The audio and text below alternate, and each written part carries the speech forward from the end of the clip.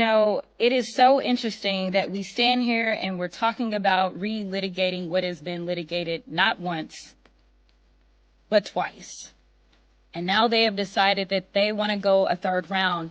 You see, if we recall, there was a January 6th committee that had come together.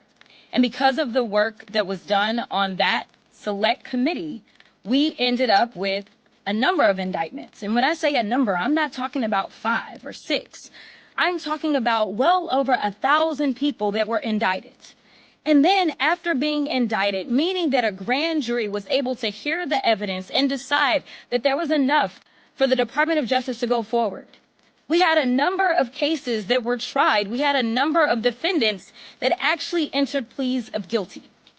So explain to me why it is that now that we have Trump back in office, they decide that they want to litigate this over again. Here's the reality. I can tell you that the results will still be the same. On that day, there was an attempt to tear apart our democracy brick by brick. In fact, they laid the foundation, unfortunately, for what we are experiencing right now. Because if those in power had done what they should have done, which was to go through with an impeachment conviction, none of us would be enduring what we are enduring now. But again, why now do we want to do this? I personally believe that this is about distractions and division. You see, the president doesn't want you to focus on things such as his involvement with the Epstein files. You see, the president doesn't want you to focus on things that he promised on the campaign trail, such as to lower costs for the American people.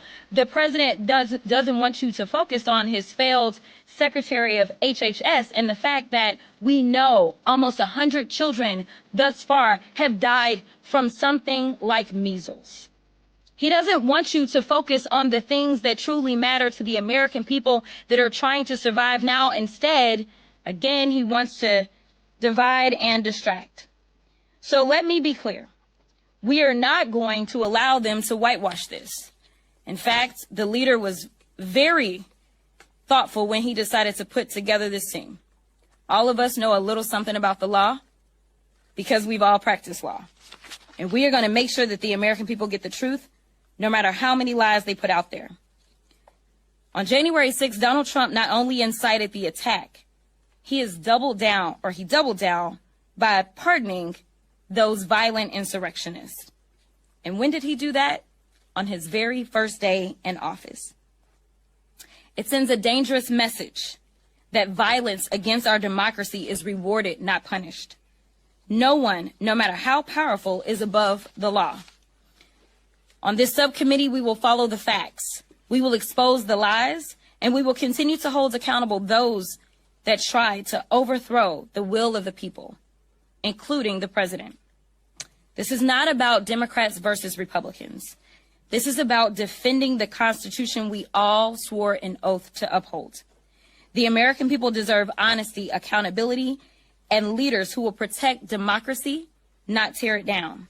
I am committed to making sure that the American people know the truth about January 6th and remember all those responsible for the defilement of the Capitol.